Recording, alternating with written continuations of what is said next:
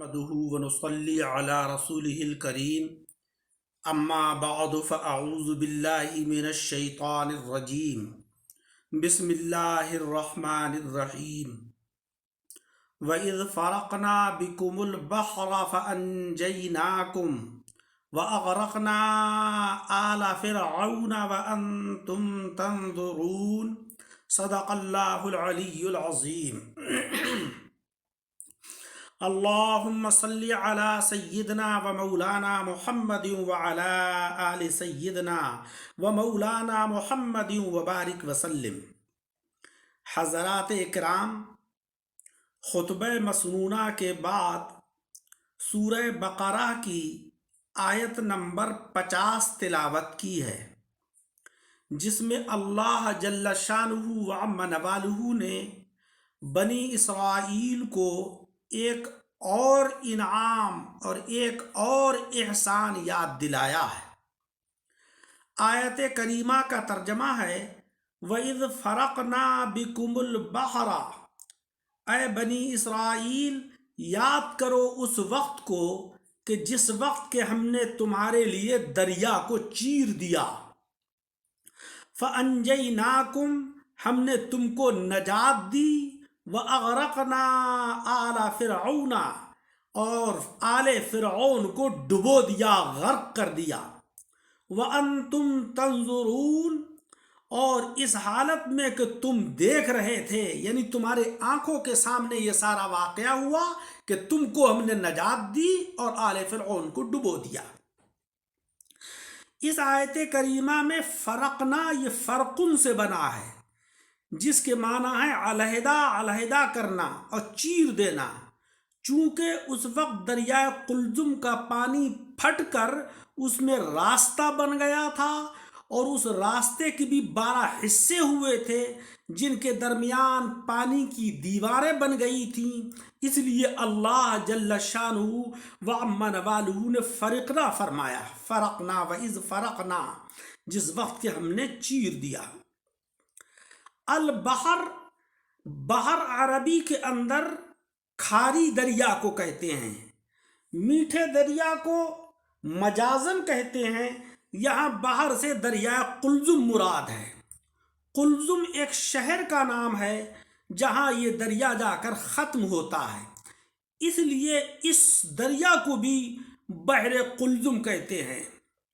وَإِذْ فَرَقْنَا بِكُمُ الْبَحْرَ فَأَنْجَيْنَاكُمْ، انجیناکم کا مطلب ہے ہم نے تم کو نجات دی، اس دریا سے تم کو نجات دے دی کہ تم کو وہاں سے بخیر و خوبی نکال دیا، اور تمہارے لیے دریا کا پانی پھاڑ بھی دیا اور زمین بھی خشک کر دی تاکہ تم کو چلنے میں آسانی ہو۔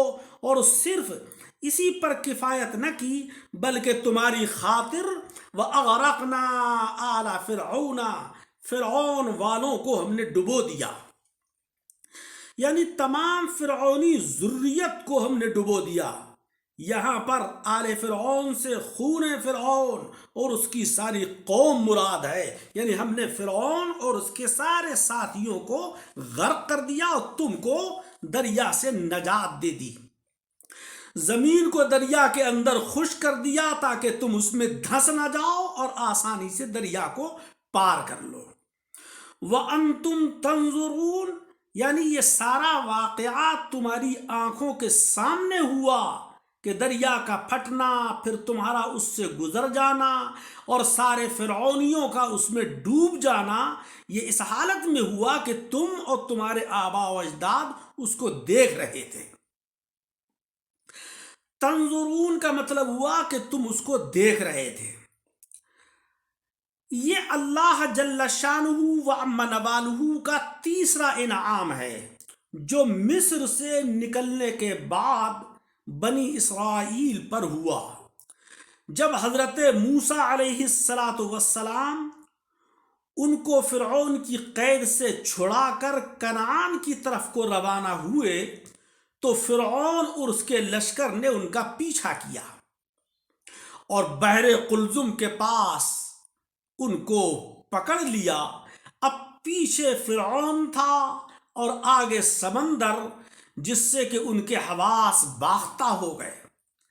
ایسی مصیبت کے وقت میں اے بنی اسرائیل، تم پر اللہ جل شانہ و عم نوالہ نے فضل فرمایا اور تمہارے لیے سمندر خشک کر کے اس میں 12 راستے بنا دیے۔ جب تم سوکھے پار اتر گئے اور تمہارے پیچھے لشکر فرعونی نکلنے لگا تو ان پر پانی ہموار کر دیا، جس سے کہ وہ سب کے سب ڈوب گئے۔ اور اے بنی اسرائیل، یہ تم سارا تماشا دریا کے پرلے پار کھڑے ہوئے دیکھ رہے تھے۔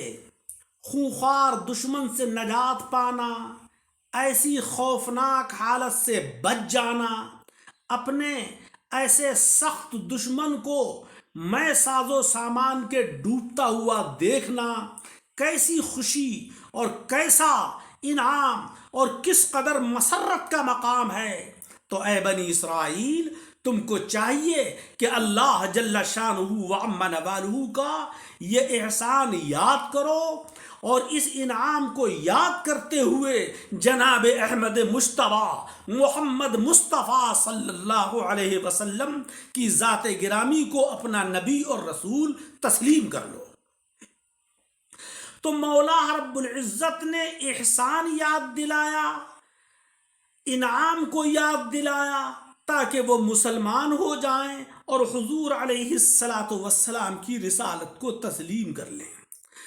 حضرات اکرام، اللہ تبارک و تعالیٰ نے قرآن عظیم کے اندر یہ واقعات، یہ تاریخی حکایات صرف اس لیے ذکر نہیں فرمائی ہیں کہ ہم ان کو پڑھ لیں اور سن لیں اور وقتی طور سے لطف اندوز ہو جائیں، بلکہ مقصد یہ ہوتا ہے کہ اللہ تبارک و تعالیٰ کے احسانات کو ہم یاد کریں، اس کی ربوبیت کا اقرار کریں اور تصدیق کریں، اور اس کے نبی جناب محمد مصطفیٰ صلی اللہ علیہ وسلم کے سچے متبعین میں شامل ہو جائیں۔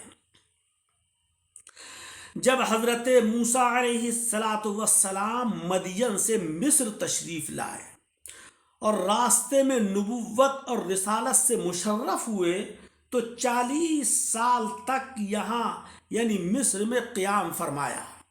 فرعون اور فرعونیوں سے مقابلہ کرتے رہے اور ان کو بڑے بڑے معجزے دکھاتے رہے تاکہ وہ ایمان لے آئے، مگر وہ ایمان نہیں لائے۔ تب آپ نے مایوس ہو کر بارگاہ الہی میں عرض کی کہ اے اللہ، کسی صورت سے تو بنی اسرائیل کو ان آل فرعون کے ہاتھ سے چھڑا لے تاکہ یہ بے خوف و خطر یہ تیری عبادت کریں۔ اللہ تبارک و تعالیٰ کا حکم آیا کہ تم بنی اسرائیل کو جمع کر کے راتوں رات یہاں سے کوچ کر جاؤ۔ اگر فرعون تمہارے پیچھے آئے گا تو تمہارا رب فرعون اور آل فرعون کو ہلاک کر دے گا۔ آپ نے خفیتاً سارے بنی اسرائیل کو خبر کر دی۔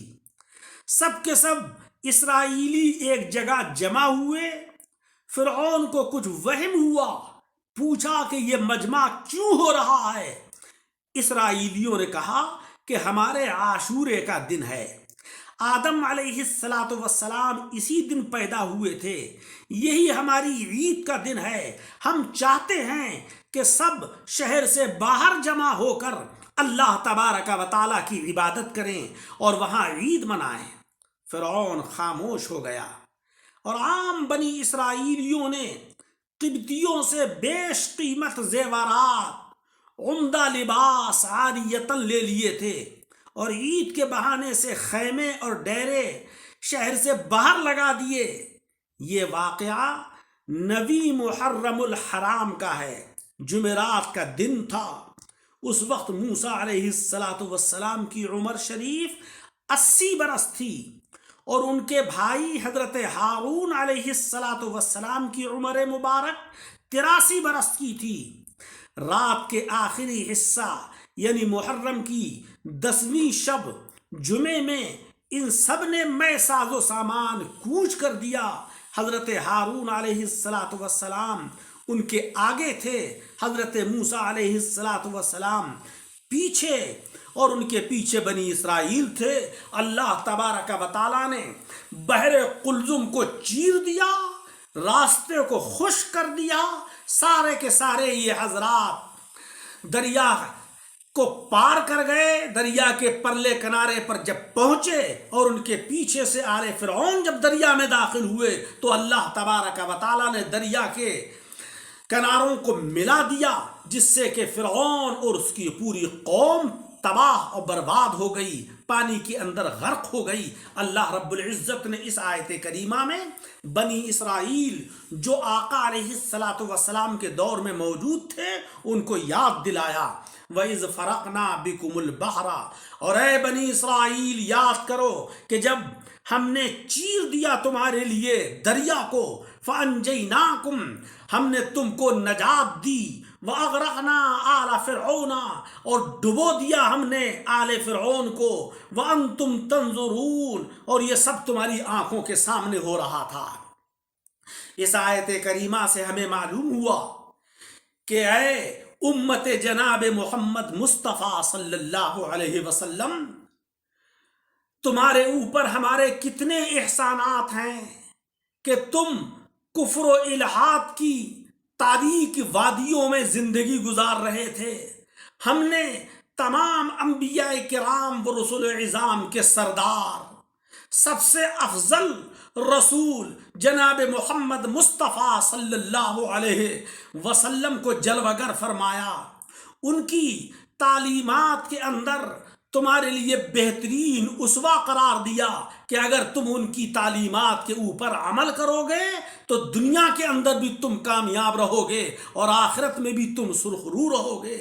لہذا ہمارے یہ بہت سارے احسانات ہیں کہ تمہیں ہم نے سورج کی شعاؤں سے نوازا، تازہ آب و ہوا سے ہم نے تمہیں نوازا، بہترین تم کو سبزہ زار ہم نے عطا کیا، عمدہ قسم کے پھل تمہیں کھانے کو دیے، قسم قسم کی غذائیں تم کو عطا کی، تم کو ہم نے صحت و عافیت عطا کی۔ ان احسانات کو یاد کرو اور اسلام کی تعلیمات کے اوپر عمل کرو تاکہ تم اللہ اور اس کے رسول صلی اللہ علیہ وسلم کے سچے متبعین بن جاؤ، تاکہ تم دنیا میں بھی سرخرو ہو اور آخرت میں جنت کی نعمتوں سے مالا مال ہو جاؤ۔ اللہ تبارک و تعالی مجھے اور آپ سب حضرات کو قرآن عظیم کی تعلیمات کے اوپر عمل کرنے کی توفیق عطا فرمائے، اور آپ حضرات جو اس آیت کریمہ کے ترجمے اور تشریح کو سماعت فرما رہے ہیں، حضور کا فرمان عالی ہے کہ میری ایک آیت کو بھی سنو تو اس کو آگے کو بڑھاؤ۔ بلغوا عنی ولو آیہ، میری طرف سے تم کو اگر ایک آیت بھی پہنچ جائے اس کو بھی تم دوسروں تک پہنچاؤ۔ لہذا آپ حضرات اس درس قرآن عظیم کو دوسرے احباب تک پہنچائیں تاکہ تبلیغ اسلام کا اور اشاعت قرآن عظیم کا اجر و ثواب آپ کو بھی مل جائے۔ اللہ تبارک و تعالی عمل کی توفیق عطا فرمائے۔ آمین وآخر دعوانا ان الحمد للہ رب العالمین۔ نحمدہ ونصلی